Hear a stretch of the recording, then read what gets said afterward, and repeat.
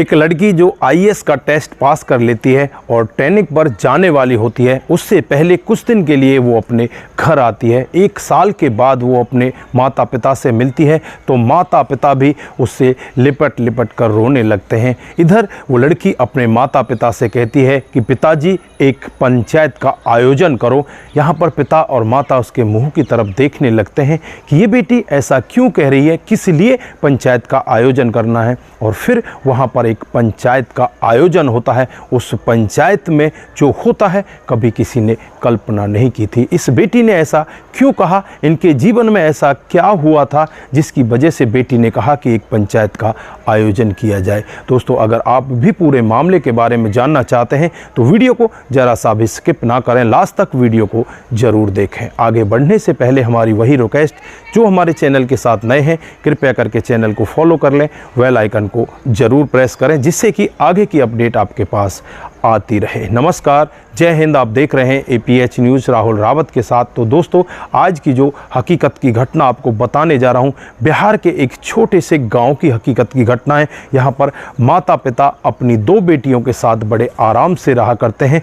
बेटी जो बड़ी वाली होती है उसका नाम पूनम होता है, उसकी उम्र 18 साल होती है और जो छोटे वाली बेटी होती है उसकी उम्र 13 साल होती है। जो बड़ी वाली बेटी होती है पूनम अपनी +2 की पढ़ाई पूरी करने के बाद कॉलेज जाने लगती है। अब इनका परिवार धीरे धीरे चलने लगता है। जो पिता होते हैं वो अपने घर में खेती क्यारी किया करते हैं। लेकिन एक दिन का वाकया होता है जब गांव का ही एक दबंग व्यक्ति उनके घर पर आता है, 5-4 लोगों को अपने साथ लेकर आता है और यहाँ पर पिता को इस तरह से धमकी देकर जाता है कि जो खेतों पर तुम खेती कर रहे हो, कल से वहाँ पर तुम्हें नहीं जाना है, वो सब खेती हमारी है। यहाँ पर जो पिता होते हैं वो टूट जाते हैं और कहने लगते हैं वो तो हमारी पुश्तैनी ज़मीन है, उसको भला हम कैसे छोड़ सकते हैं। लेकिन दबंग व्यक्ति इनको इस तरह से धमकी देकर जाता है। यहाँ पर वो डर जाते हैं और रात को बैठकर सभी लोग आपस में इस तरह से बातचीत करने लगते हैं। जो बेटी होती है बड़ी वाली, वो कहने लगती है कि पिताजी गाँव में एक पंचायत का आयोजन करो और सभी पंचों को वहाँ पर बुलाओ। ऐसा नहीं है कि पंच लोग हमारे साथ में अन्याय करेंगे, सभी पंचों को बताओ कि इस तरह से ये दबंग व्यक्ति हमारी ज़मीन को हड़पना चाहता है। दोस्तों, यहाँ पर पिता अगले ही दिन पंचायत का आयोजन करते हैं। सभी पंच लोग वहाँ पर पहुँच जाते हैं। अब पंचों से जब ये सब बताया जाता है कि फला आदमी इस ज़मीन पर काबू करना चाहता है, तो पंचों की यहाँ पर आवाज़ नहीं निकलती। वो चुपचाप कुछ भी नहीं कहते। और यहाँ पर जब वो दबंग व्यक्ति उस पंचायत के अंदर आता है तो यहाँ पर इस लड़की के पिता के साथ में बहुत ही ज़्यादा बुरा भला कहता है, इसे इस तरह से डराता है, धमकाता है, इसकी बेइज्जती करता है। कोई भी पंचायत का सदस्य वहाँ पर इसके सामने नहीं बोलता। अब इसकी ज़मीन पर कब्जा कर लिया जाता है। अब ये व्यक्ति अपने घर आता है, अपने घर आकर रोने लगता है। इसकी आंखों में आंसू होते हैं लेकिन अपनी बेटी के सामने आंसुओं को छुपाने लगता है। अब बेटी भी यहाँ पर पिता का दर्द समझ जाती है। उसके बाद जो माता पिता होते हैं एक कमरे के अंदर चले जाते हैं, वहाँ पर बैठकर बात करने लगते हैं और दोनों की आंखों में आंसू होते हैं।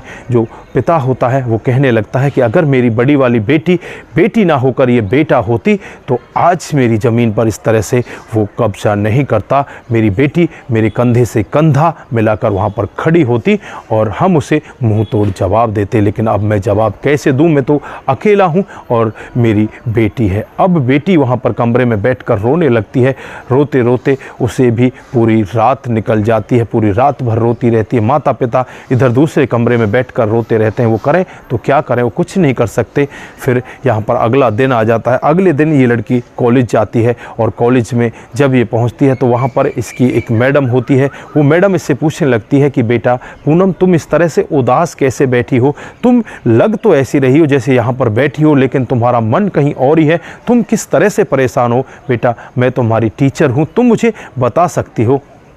तो यहाँ पर पूनम टूटती है और वो पूरा वाक्य उस टीचर को बताती है।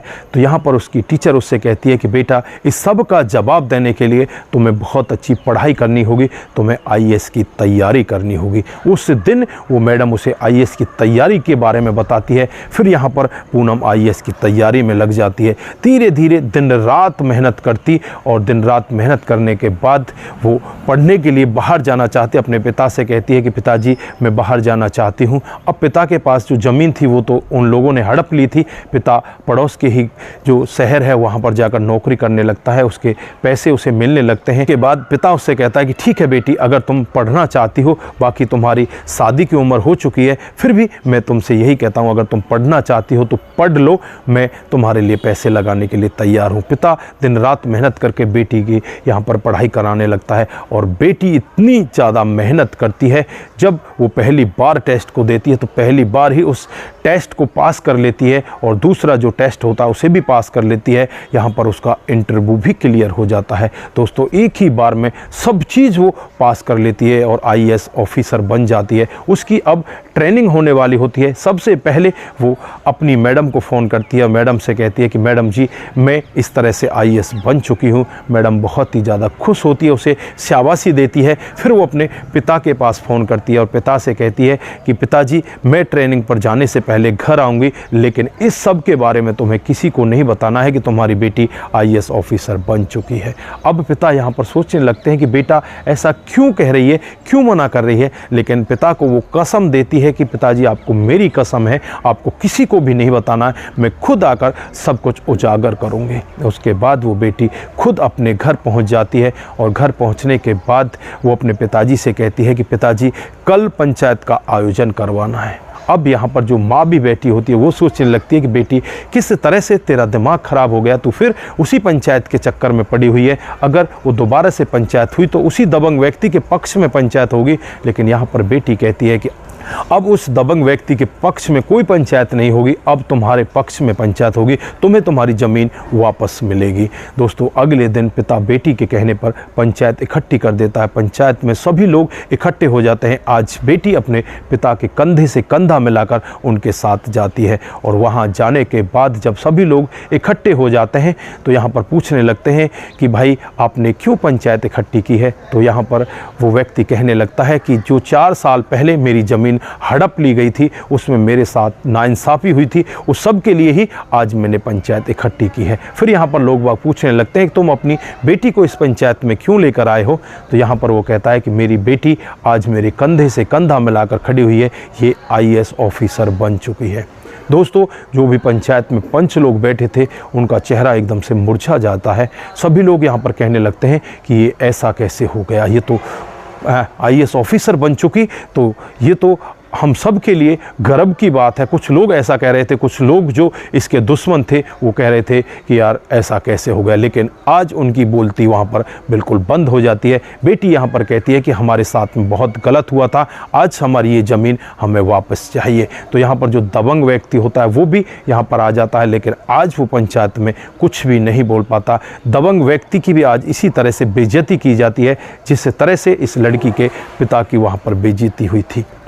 उसके बाद ये लड़की वहाँ के आईएएस अधिकारी को फ़ोन करती है और अपने बारे में बताती है कि मैंने इस तरह से टेस्ट क्लियर कर लिया, मैं भी आईएएस अधिकारी बन चुकी हूँ।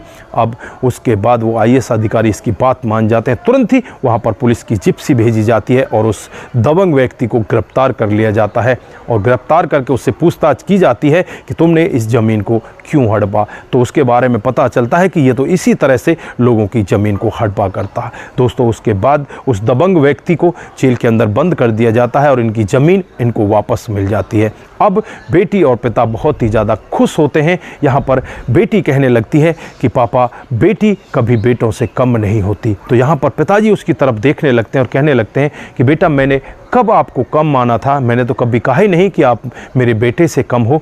मेरी तो 2 ही बेटी हैं, दोनों बेटी मेरे बेटों से कम नहीं हैं। यहाँ पर वो कहती है कि पापा उस रात जब मम्मी और आप दूसरे कमरे में रो रो कर बातें कर रहे थे तब आप कह रहे थे कि अगर मेरा बेटा होता तो आज मेरे कंधे से कंधा मिलाकर खड़ा होता और ये दबंग व्यक्ति ज़बरदस्ती हमारी ज़मीन पर कब्जा नहीं करते। दोस्तों यहाँ पर पिता भी थोड़ा सा मायूस होता है, शर्मिंदा होता है, लेकिन यहाँ पर बेटी अपने पिता को ऊपर उठाती है और कहती है कि पिताजी आपको शर्मिंदा होने की ज़रूरत नहीं है, आज आपकी बेटी किसी बेटे से कम नहीं है। पिता वहाँ पर बहुत ही ज़्यादा खुश होता है और खुश होने के बाद वो सभी लोग अपने घर पहुँच जाते हैं। घर पहुँचने के बाद फिर वो लड़की अपनी ट्रेनिंग पर पहुँच जाती है। उसके बाद एक ज़िले में वो इसी तरह से आईएएस ऑफिसर बनकर अपने कार्यभार को संभालने लगती है। वहाँ पर उसका काम बड़े आराम से चलने लगता है और उसे अच्छे से लोग डरा भी करते हैं कि ये बहुत ही तगड़ी आईएएस ऑफिसर है। अगर इसने जो फैसला ले लिया उस फैसले में ये फेरबदल नहीं करती।